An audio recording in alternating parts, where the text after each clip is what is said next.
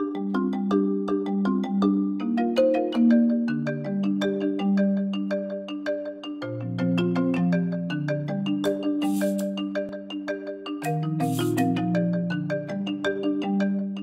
s'est approprié en 2018 la télémédecine et la e-santé parce que on était à cette époque responsable du pôle SAMU urgence d'animation de l'hôpital du Grand Est et puis très préoccupé par l'accès aux soins puisque on avait beaucoup de patients qui étaient en recherche au temps médical et qui venaient échouer dans les services d'urgence.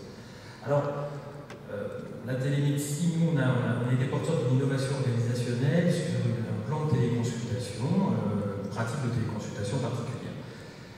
Quoi qu'il en soit, on a réfléchi beaucoup sur une démarche, une approche métier, un point de vue qui éloignait toute attitude tech-push, parce que l'outil, lui, il vient se mettre au service. C'est pas l'inverse. Hein, c'est pas les organisations qui doivent rentrer dans les caractéristiques d'un outil. Et que la télémédecine, c'est certes une pratique, mais c'est une pratique qui va venir s'intégrer dans un projet médical beaucoup plus global de territoire, on va en reparler, et qui commence par, vous l'avez vu, analyser précisément les besoins et les demandes, donc besoins étant, en termes de santé publique, ceux qui sont exprimés par les professionnels de santé, et les demandes sont des besoins exprimés par les populations. La cartographie, on l'a vu, c'est extrêmement important puisque ça fige les idées, ça donne des chiffres, mais ça mérite et ça doit être confronté aux problématiques et aux réalités de terrain. Donc il faut aller au plus près. Pour ne pas avoir une attitude descendante, mais une attitude beaucoup plus montante. Olivier Bouchy en reparlait à l'instant. La première des choses, c'est de vraiment appréhender le besoin. Alors oui, il y a besoin de figer dans des chiffres, mais il y a aussi besoin de recueillir les impressions, le vécu, la culture de chaque territoire au plus près, au plus micro. Quand je dis chaque territoire, c'est au plus près de chaque cabinet médical ou chaque cabinet infirmier qui va parfaitement connaître ses patients, ses besoins et puis qui va parfaitement connaître les habitudes de travail et les filières. Une fois qu'on a confirmé ce double diagnostic, à la fois sur les cartographies dynamiques et puis sur l'enquête de terrain de proximité, on va partager les éléments d'un projet médical qui va devoir se fonder sur des valeurs communes.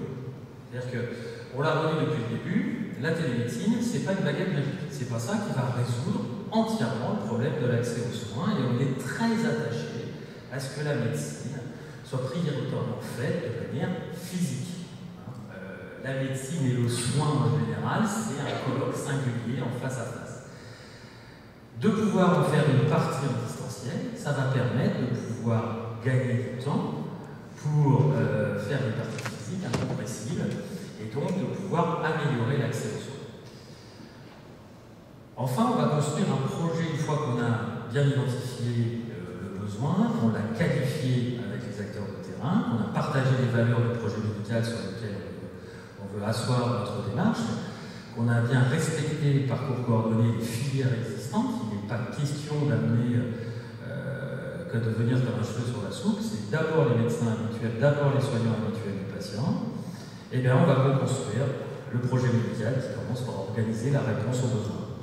Et il n'y a pas de télémédecine sans médecine, il n'y a pas de télésoins sans soins. La première chose commence à enrôler, à mobiliser par la télémédecine, autant de faire sur deux si c'est possible, du temps médical et du temps de soins. Et ça, c'est extrêmement important d'avoir cette vision besoin, réponse, et au milieu viendra l'outil qui, dans notre démarche projet à nous, qui est très simple, vient en 5e position, parce que l'outil, finalement, on va faire des préconisations techniques sur un outil qui va répondre au projet médical du territoire. Et c'est une pratique, même si elle est maintenant rentrée dans les mœurs à cause de la crise sanitaire qu'on a traversée, les professionnels de santé ne la voient plus comme quelque chose de ridicule ou dangereux. C'est devenu une évidence, mais c'est une évidence qu'il faut maintenant formaliser, organiser et bien cadrer pour qu'elle apporte tous les éléments de performance, donc de qualité et de sécurité pour nos patients. On peut proposer des organisations dans le cadre réglementaire. Ça, c'est important. On entend souvent que le cadre réglementaire est trop contraint. Non, le cadre réglementaire, on peut apporter des organisations qui répondent, et puis de les évaluer permet de faire évoluer le cadre réglementaire en fonction des contraintes qui seraient serait trop forte. Il ne faut pas avoir une attitude de rupture en venant proposer des choses complètement déconnectées et en essayant de faire pousser le cadre alimentaire. En télémédecine, on l'a entendu plusieurs fois, la territorialité est une garantie de valeur ajoutée. Ce n'est pas parce qu'on va s'inventer des distances, quand on met un patient et son soignant avec une distance entre eux, qu'on peut s'amender de la connaissance parfaite des filières et de l'environnement dans lequel il est. Ça, c'est important. Et pour maîtriser les filières dans lesquelles évolue le patient, il faut qu'il y ait une réponse de territoire, et c'est ce qui a été implanté dans la Meuse par la Santé, et puis dans le Grand Est sur d'autres départements. L'outil, encore une fois, c'est important, ça ne doit pas être la préoccupation première. Il y a plus de 200 fabricants et éditeurs de logiciels, donc il y a bien sur le marché celui qui correspond à nos besoins et à notre projet médical, ce ne sera pas un souci. Et le projet médical qui intègre la télémédecine, il se co-construit. Ce n'est pas un paquet qui arrive livré avec un petit nœud sur la tête, c'est vraiment les acteurs de terrain qu'il faut accompagner, parce qu'on est tous la tête dans le soin toute la journée, donc on n'a pas forcément le temps de faire ça, mais ça doit émaner du terrain pour vraiment avoir le lac. Et puis, je ne sais pas si on parlera d'analogie après des chiffres, mais on voit que si on respecte ces critères dans une démarche qui peut, quand on l'explique, sembler un peu chronophage, pas du tout, ça va très vite. Quand on a une vraie démarche de terrain avec des ambassadeurs qui vont aller voir et des soignants, on rentre dans l'opérationnalité très très vite et on va apporter du soin là où il y en a besoin, parce que justement on a bien analysé ce besoin et que rapidement tout le monde adhère à ce projet. Et aujourd'hui, dans le Grand Est, sous ce format-là, des téléconsultations assistées augmentées, il y en a déjà un très gros volume qui sont effectués. Voilà, j'étais un petit peu long, je passe la parole à M. Bordeléa pour le point de vue à la fois du soignant et de l'élu.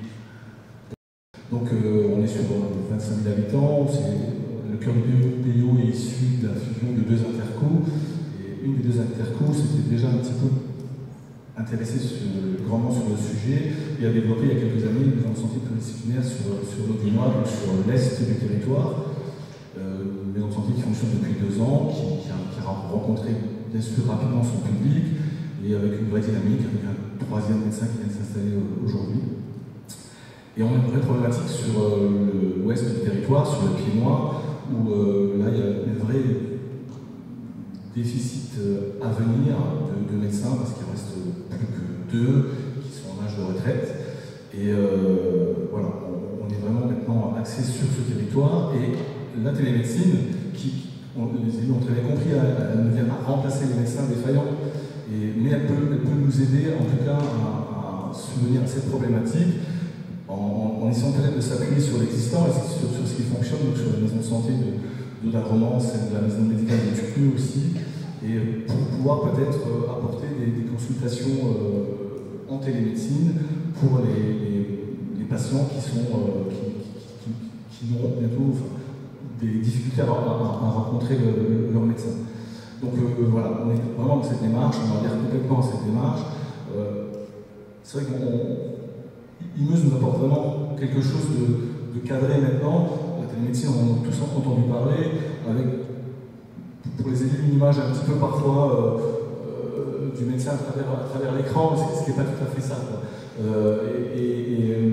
Madame Marron, qui nous avait interpellé justement sur la télémédecine, et elle travaille au département pour cela, nous a un petit peu éclairé sur l'outil, et c'est comme ça qu'on est rentré en contact avec IMEUS et qu'on va travailler ensemble. Merci beaucoup, M. Bordeléa. Donc oui, rendez-vous début octobre pour rentrer dans le dur, si on vous présentait comme ça, mais vraiment véritablement pour travailler sur ce projet médical, donc avec l'ensemble des partenaires et notamment le ministre. Merci beaucoup.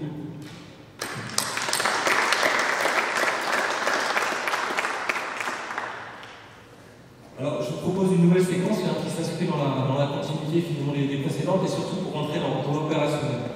Donc, si vous êtes d'accord, je propose au docteur Jean-Philippe Pierre de nous rejoindre, qui est médecin dans un cabinet de télémédecine localisé à Fouilly, en Meuse, Madame Amandine Maugras et Madame Célia Taron de l'EHPAD Myosotis à Bourlon, dans le département de la Haute-Rhin, et qui bénéficient aujourd'hui de ce service. Donc, peut-être pour introduire les propos, on a une petite vidéo qui reprend un petit peu le concept et le mode de fonctionnement du cabinet du docteur Pierre. Si vous en avez bien, on peut commencer par là.